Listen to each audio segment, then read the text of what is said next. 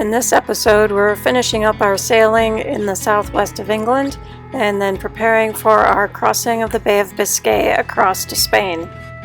Leaving Yale was straightforward as we were hooked up to a mooring ball, so we just unhooked and headed off for Plymouth.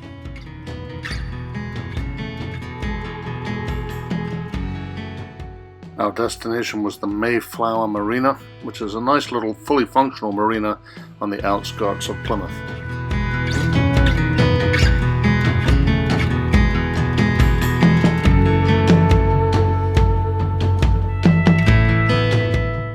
We weren't quite sure what the docking configuration was going to be, but we took a guess here, and Peter just started putting lines on the port side. We have to change up later and move them over to the starboard side, you'll see.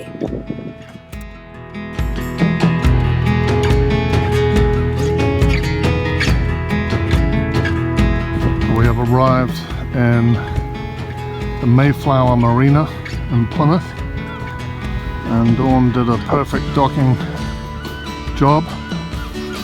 She didn't smash any other boats. We didn't sink anybody. She didn't hit the end of the dock. She did a bang-on job. I mean, a non-bang-on job. I mean, she docked perfectly. And we're right by the most crucial place, which is the pub.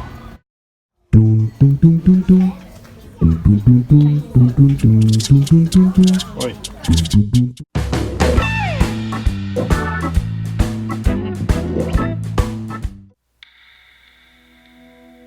However, downtown Plymouth was a little bit grubby and lacked architectural appeal. We decided to cut short our Plymouth visit and head over to Falmouth, down on the western most tip of England, for a little bit more scenery.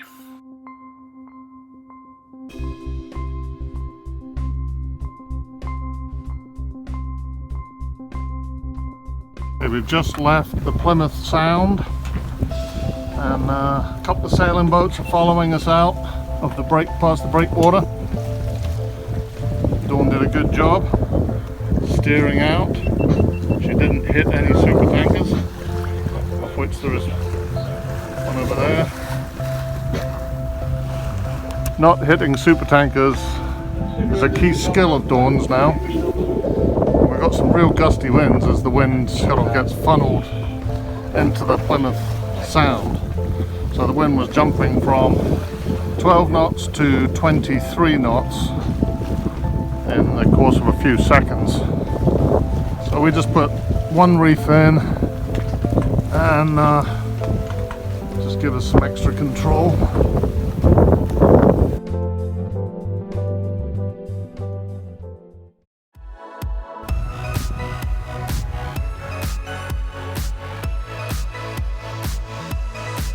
There's the Edison Lighthouse, just on the skyline there behind Dawn's Bight.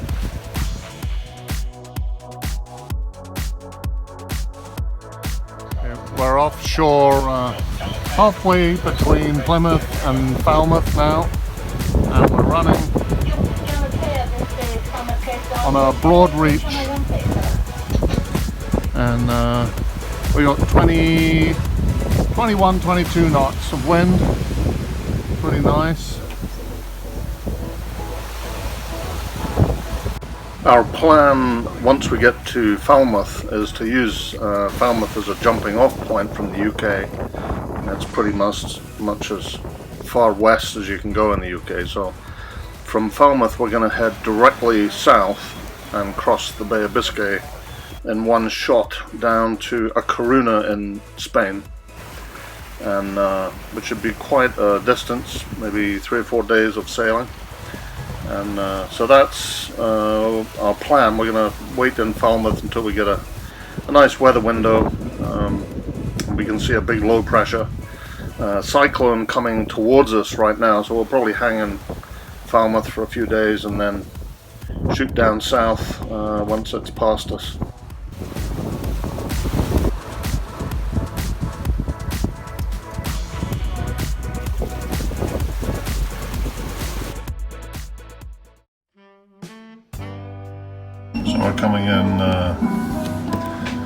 to Falmouth now. So we're over here, and we gotta come in here, and then we gotta jibe into here, and our final destination is no, not the rocks.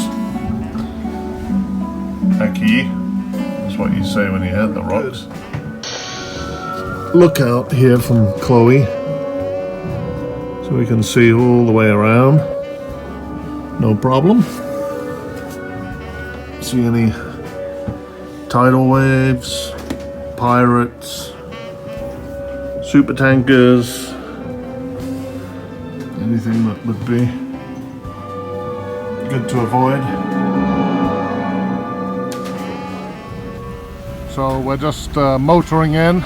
The wind has dropped to about 6 knots, and then we go about 2 or 3 miles up the river to find a nice quiet marina, and we're staying in the Mylor Marina, which seems to be the nicest one up there. The final approach into the marina was a pretty narrow channel that we had to follow. Here's another little crab pot. We found some where they were just painted black, just the cans, black cans, and they're almost impossible to see. And that's just kind of silly. At least they should paint them orange or leave them white. We've got this heavy mooring ball out here. We don't need a mooring ball that size. He's a bit bigger than us. Oh, it says stolen from Iran, or by Iran. Huh. Free gift.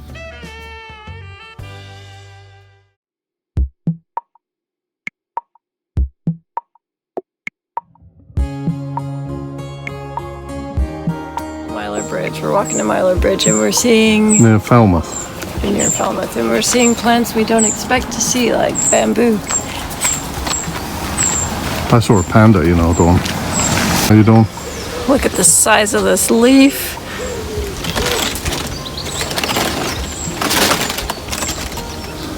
It'd be nice if it was rhubarb on the inside. All the hydrangeas are blue here. They're really cool. More acidic soil.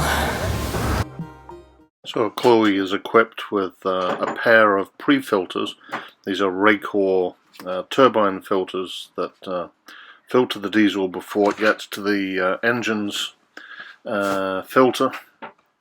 And here we noticed that when the engine stopped, the filter was reading about 3 inches of mercury, which is a fault unless there is some kind of vacuum buildup in the filter itself.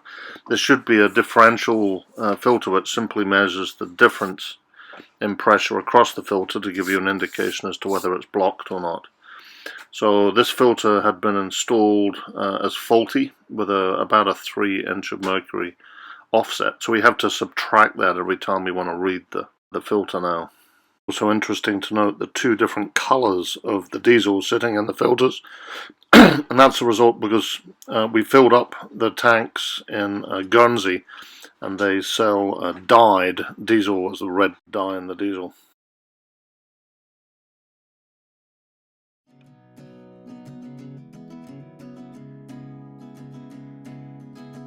So we just walked along the coast from Mayflower Marina down to Flushing, which is just north of Falmouth in the UK.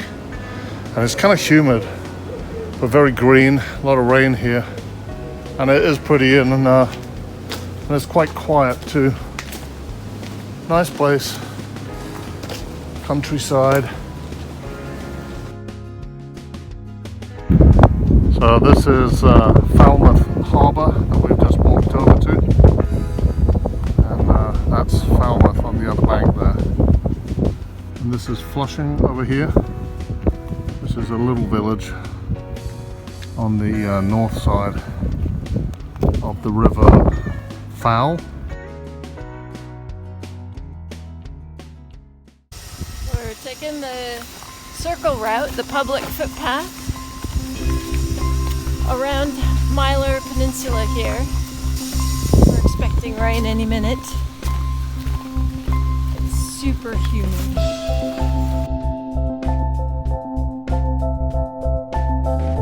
We're just approaching the dead center of Mylor Marina.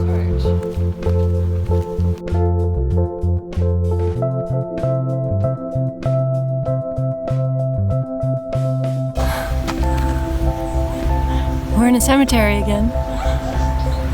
This way you're going to end up, you know. Maybe. Or they're going to put you in an oven and frazzle you to a crisp. Or it could be at the bottom of a sea. That's true. Davy Jones's locker. I think the better thing would be to sell you to a butcher's shop and turn you into sausages. Or a cat food factory. Yeah.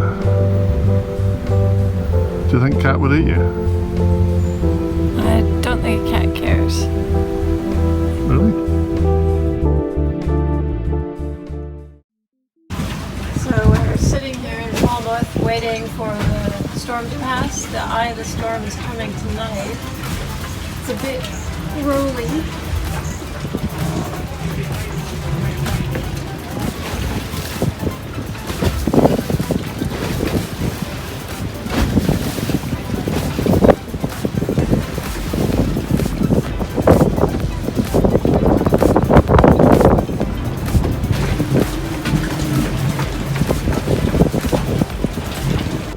And here's a sailboat being pushed into position by another smaller motorboat.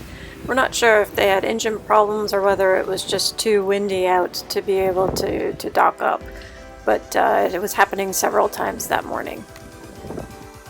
Another thing we had to watch out for was chafe on the ropes. There was a sharp bit on the cleat on the dock that we noticed was starting to chafe through the ropes, so we have to watch for that more carefully.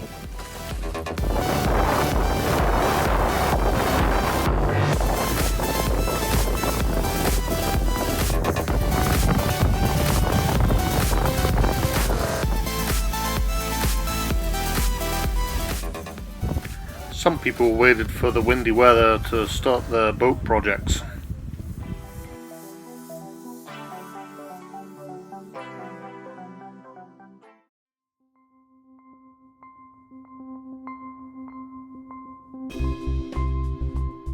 Waited one day for the storm to pass and then an extra day for the swell to come down, and if anything we were going to suffer a lack of wind for our crossing.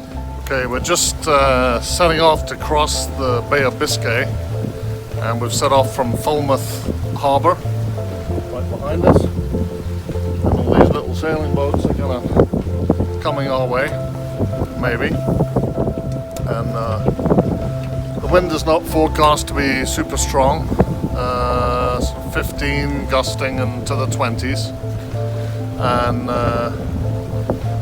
the issue may be that there's not enough wind when we get into about halfway across. We're expecting about 3.5 days to 4 days of travel time, and we're heading towards A Coruña, or La Coruña as some people call it, on the northern westerly tip of Spain, and it's a distance of 700 kilometers, 400 miles roughly, rough numbers, 450 miles, 400 nautical miles, and so we've got lots of food and provisions stashed, and the boat seems to be in tip-top shape, and right now we're making 6 knots speed over ground, and which would actually get us in nicely. We've factored in a little bit of motoring into our planning, so if the wind does die, we're just going to motor it 4 or 5 knots or so.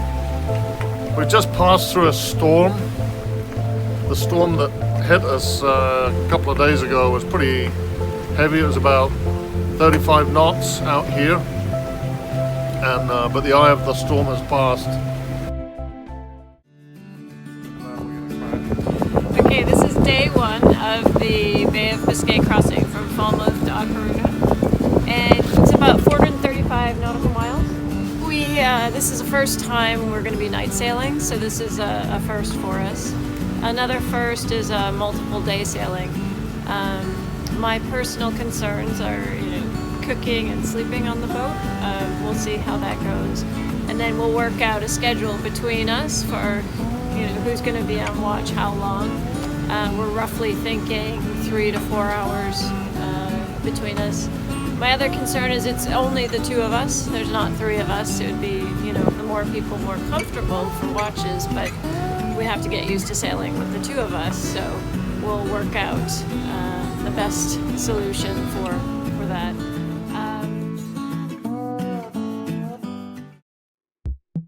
Dolphin seeing us off from Falmouth. Here they come.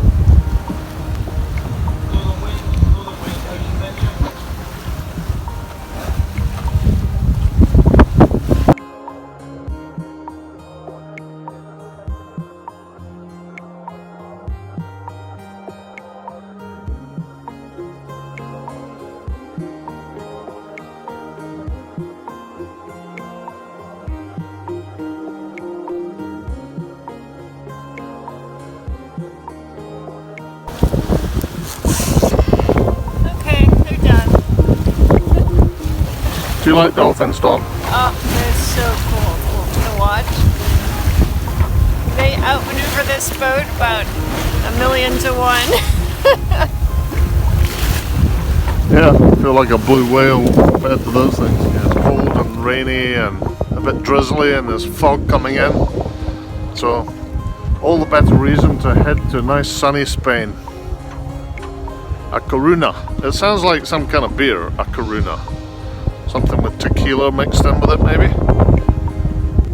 So I got to check that theory out. It might stand, but it needs to be tested at least. Okay, we have left the UK. There's the bottom tip of the UK, and we are now about 20 miles south of Falmouth. And we're chugging along very nicely.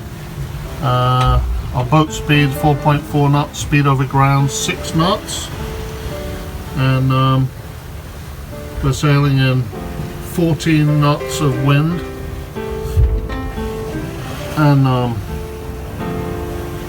we're close to the wind, 46, 47, 45 degrees, and so I'm not the fastest point to sail, and we've got no choice. We're trying to stay on this course past Brest here. There's Brest, and we're trying to just skim the outer edges of the TSS. There's a big TSS here in Brest.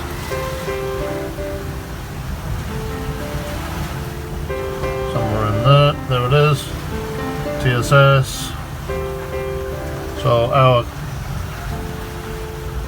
our course will be outside of the TSS here, and we'll just have to be careful when we exit, because boats might come out of here and hang a hard right heading to New York or somewhere.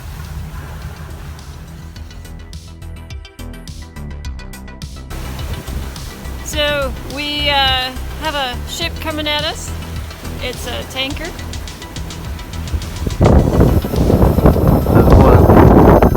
There's one coming straight at us. We could be a little bit of smeared gel coat on the front of that tanker, but we called him up, and he said we can pass in front of him, so that's what we're doing. So Peter was resting a little bit to prepare for this evening's first watch, and there were these tankers and cargo ships evading, and then this one came up, and all of a sudden the wind died, and my expected plan all of a sudden changed, so I started hoisting the mainsail from one reef up to the full main, and all of a sudden Peter became awake. So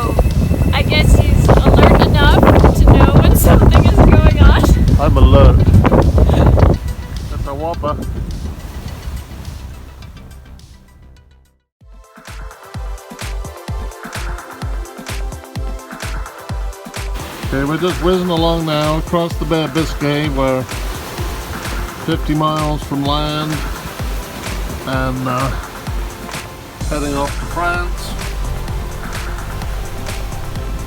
15 knots of wind, 60 degrees apparent, and Chloe is very happy with our apparent wind angle of 60 degrees. She loves that. So we're doing 6.7 knots of boat speed, 7 knots of speed over ground, and 15 knots of wind. Sea state is beautiful. Very, very nice. Got full made up. Just got a little bit of reef on it because perfect. That's the first casualty of the crossing was my finger. What have you done? I put something in the garbage and I accidentally held on to the drawer and it was on the lee side of the boat and it slammed shut on my finger. Ow. Owie. It's okay though. I'll kiss it better later.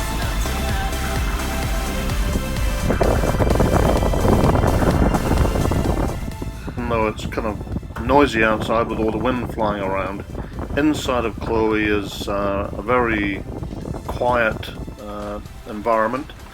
The 3 inches of neoprene foam insulation all around Chloe's insides make a fantastic job of sound insulation, so it's very comfortable inside. And all her glass windows are double paned tempered glass, so they're not perspex windows like in many plastic boats. So really talks to Chloe's quality of build when you sit inside.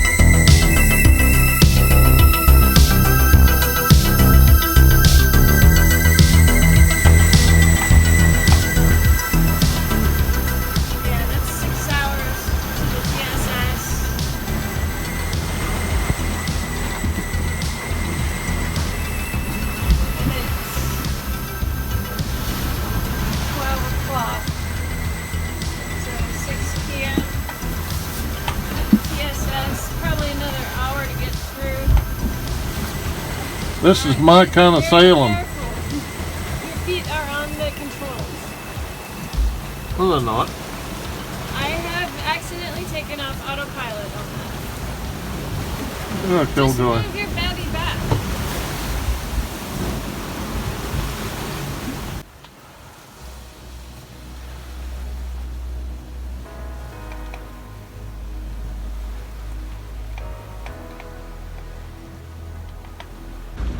So it's the end of the day on day 1, and we're just coming up to it's early evening, and it's been very nice sailing 14-15 knots of wind, dropping down to 12, and so now we're facing some rain coming in. It's directly ahead of us. Nice and clear over there, dirty and black over there.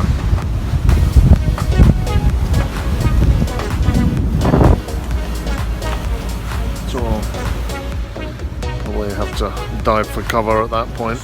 Approaching the TSS at Brest. And sailing along 5-6 knots. We're making ground of 6.5 knots, pretty good. and the wind is nice and easy at 12 knots. And we're coming off the wind a little bit now. We're at 60 degrees. I'm just approaching the TSS entrance here. Here are some big tankers going in. We've got them on radar and on AIS. And there's Chloe tootling along.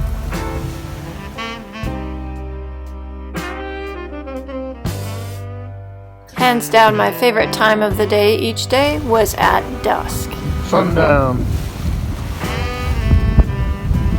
Gonna get dark soon. Dawn has turned in for the night, and I'm up here keeping watch. And we got a couple of big ships. There's a big Norwegian one coming right up behind. High speed. I just called him up on the radio and just checked he can see me, and he's happy. There's the Munster. This is where we keep the ship's Munster, in the cockpit locker. I'm so tired. Are you tired? Go back in there, Munster. Okay. Every ship should have a Munster.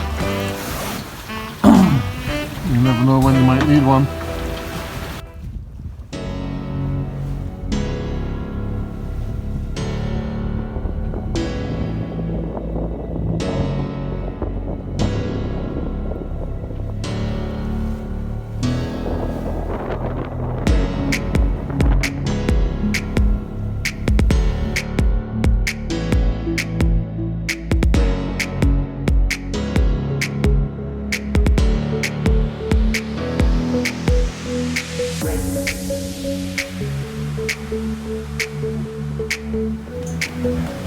This is night sailing. It was unfortunately a new moon, so we have no moonlight to sail by. I was alerted. I thought something happened, but everything's good. I saw a head here sitting next to a screen. Lying down, but he's Glowing head.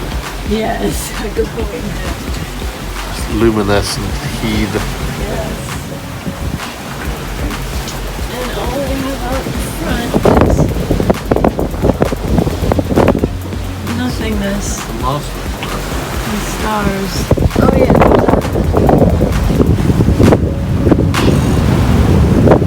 navigation light. Wow, there's nothing.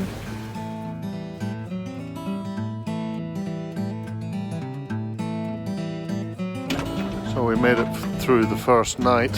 It was kind of chilly out in the cockpit, and but the sea was fairly stable, and we sailed along at about 6 knots average, which was pretty good overnight. And we woke up to a morning like this.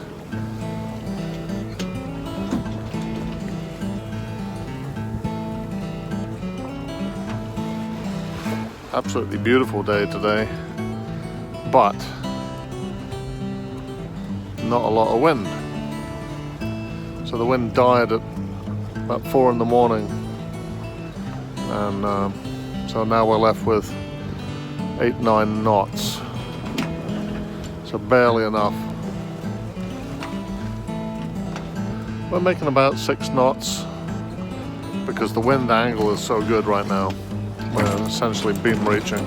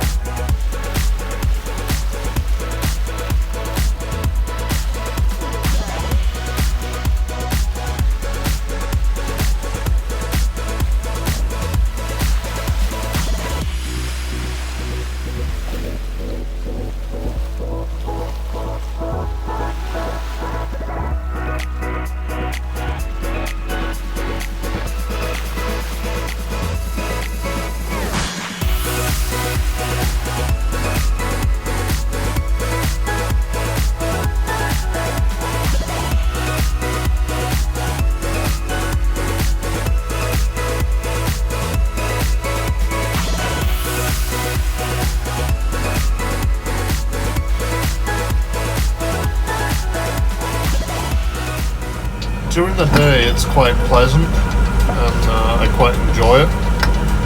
It's quite relaxing and the sea state is calm enough so we don't feel sick.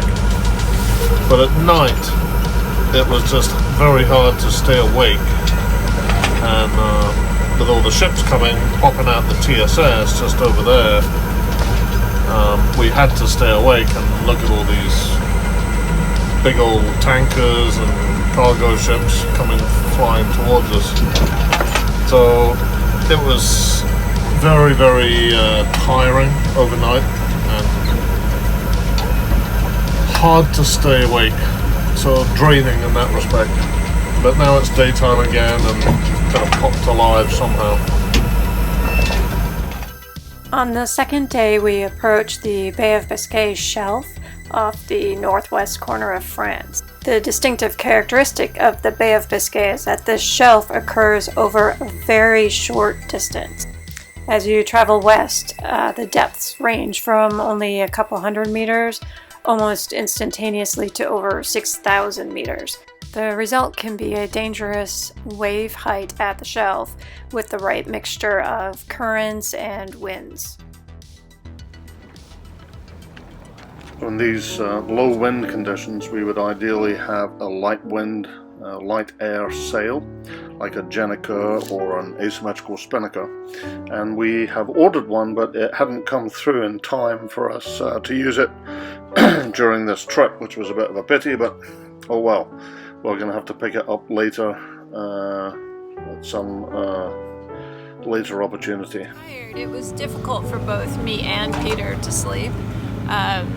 The boat was pitching and rocking, and it's an unusual sleeping position and conditions. And you're sleeping at different times because of watches, so it was difficult to sleep, and both Peter and I are tired.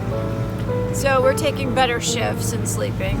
The cockpit has become our living room, our dining room, our complete space that we hang out in this whole crossing.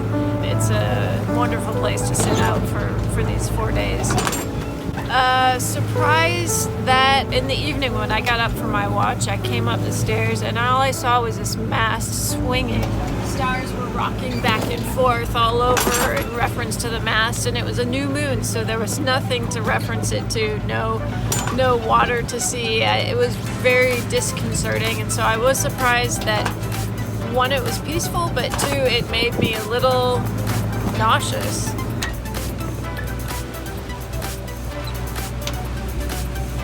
We're coming up to the shelf of the Bay of Biscay. Here's the shelf here. And so this is 3,000 meters to 200 meters. And this thing here is called an obstruction. And there's no information on it, but everyone, all these big ships, are going around it. They're not going over it. So we're going to do the same. Dawn's found some more dolphins. There was 4 of them all jumping together in parallel. Absolutely beautiful. Now we're trying to get them to come up and say hi again. They jumped out of the water as they came at us. 4 together with a complete breach out the water. And then they did exactly the same thing in formation. Oh, there's one.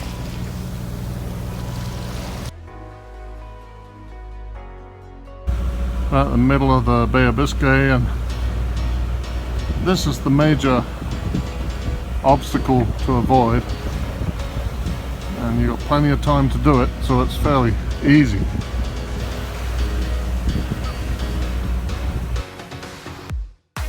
We're preparing for a second night in the Bay of Biscay crossing. We're in the middle of it now.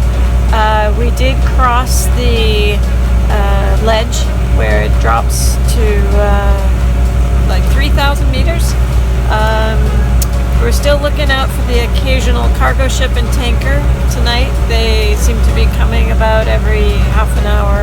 Setting up what we need out here, put our navigation lights on, getting the instrument lights on, getting our flashlights and headlamps,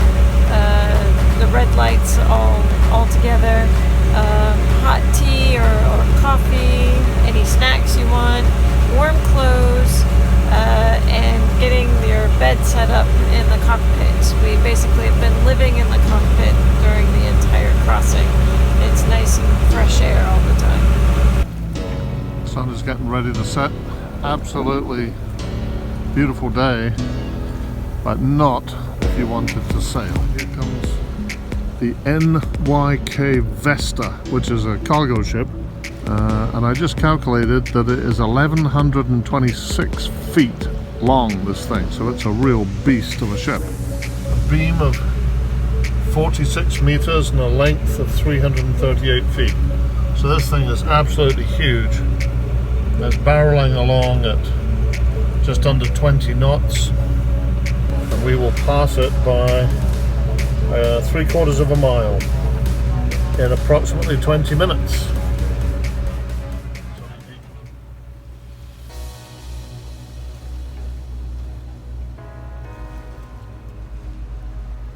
So here's what she looks like on a chart plotter with AIS and radar. And here's what she looks like at a distance of about 5 nautical miles. 3 miles away, 3 miles away, 2.5 miles away, and a half mile away. It's heading off to Rotterdam.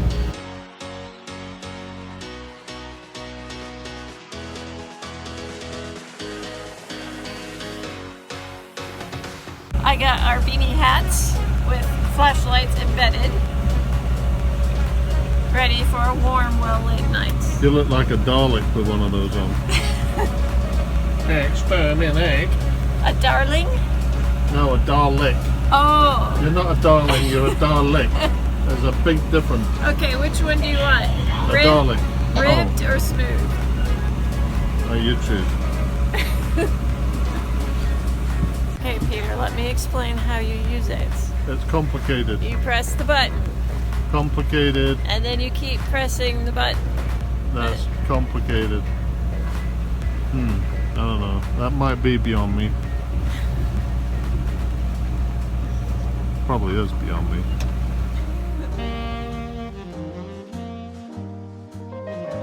We're hoping for a green flash here, which you only get when there's no cloud on the horizon. But there's a little bit of cloud there, so right on the horizon. Probably going to be disappointed. Nearly gone. Almost nearly gone. Okay, if there's going to be a green flash, this will be it. No. Just more like a big orange spludge.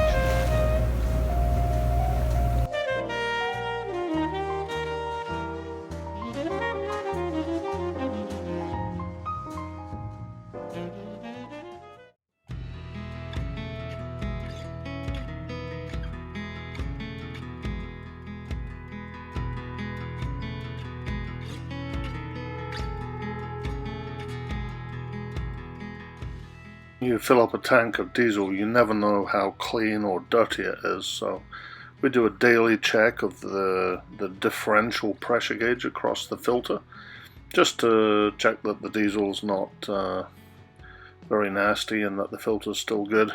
We can swap over the filter if need be.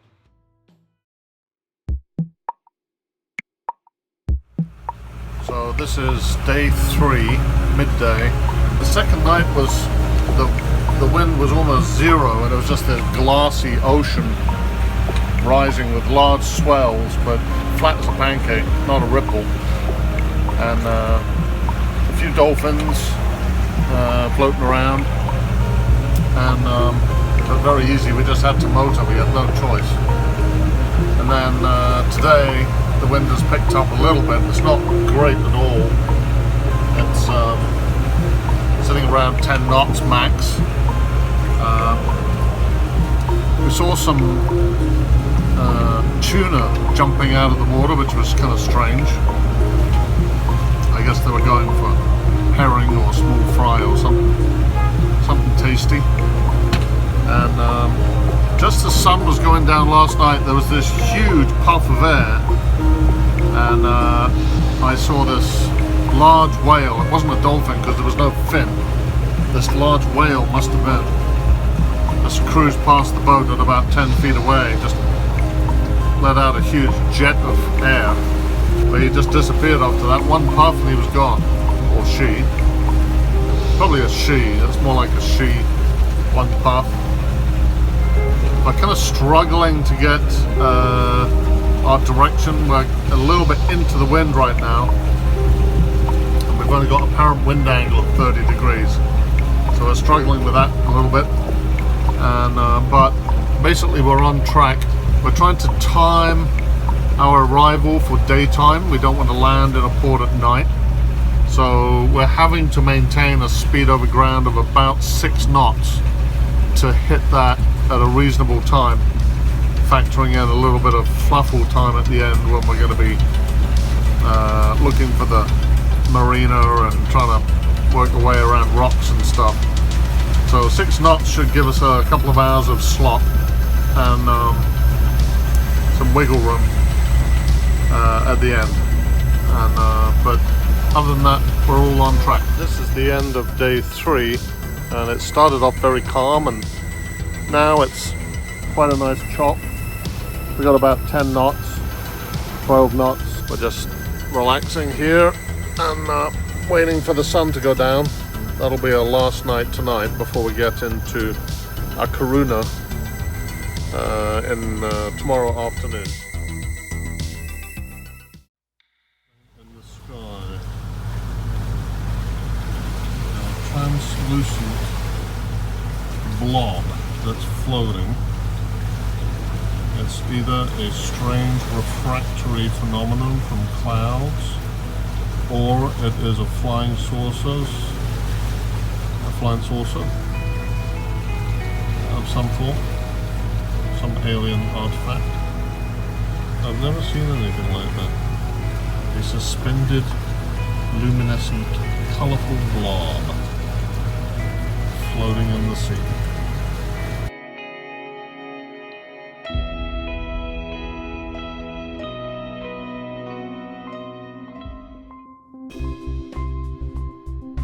This is very weird. There's not a single ship in sight, just a vast landscape of nothing. Just crossed the border. Oh, we crossed the border. We're now in Spain.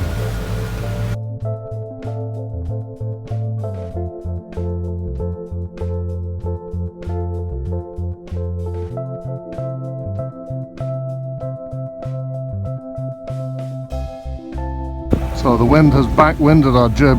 We suddenly got a wind shift, so we need to tack urgently. Luckily, Dawn can do this in her sleep. Ready to tack? Ready.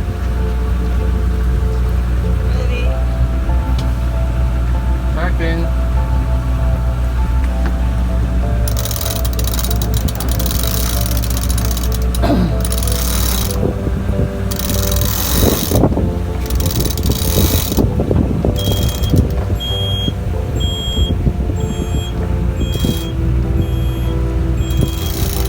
That bleeping's just a radar alert. Keep going. Nearly there.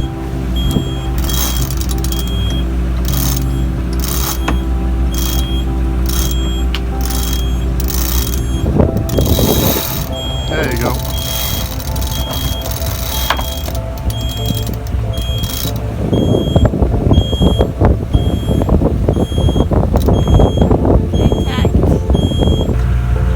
Radar reflector out there. This is the alert for that radar blob. There it is. It's actually alerting us that we've just left the blob, not arrived at the blob. It was about a mile away. It looked like just a structure or some floating buoy out there that's picking up radar. Don't really know what it is, it's not on any chart.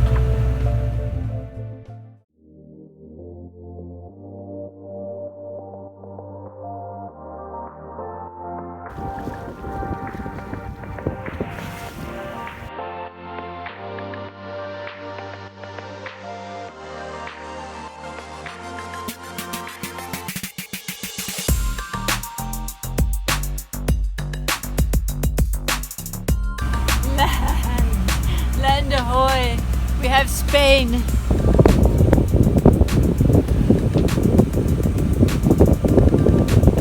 you think that's Spain, or is that just a desert island?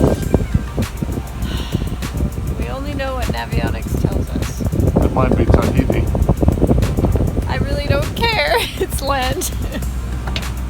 Well, we made it through the Bay of Biscay, and we are now, after 3.5 days of sailing.